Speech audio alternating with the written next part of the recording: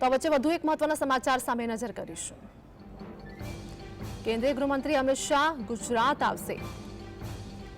તો મહત્વપૂર્ણ સમાચાર આ વચ્ચે વાત કરીએ કે પ્રથમ જ્યોતિર્લિંગ સોમનાથની પૂજા અર્ચના કરશે। અમિત શાહ ગુજરાતના પ્રવાસે છે। આ સાથે જ સોમનાથ પહેલા રાજકોટની તેઓ મુલાકાત લઈ શકે છે। ત્યારે રાજકોટ અગ્નિકાંડ કેસમાં પીડિતો સાથે પણ મુલાકાત યોજી શકે છે। અમિત શાહ ગુજરાતની મુલાકાત બાદ રાજકોટ અગ્નિકાંડ કેસમાં પણ મોટી કાર્યવાહી થઈ શકે છે। આ વચ્ચે તેઓ મુલાકાત પણ લઈ શકે છે। કેન્દ્રીય ગૃહમંત્રી અમિત શાહ ગુજરાતના પ્રવાસે છે।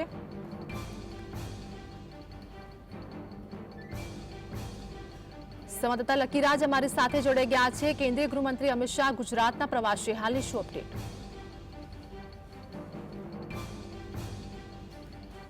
કોર્ટમાં પણ આવી શકે છે।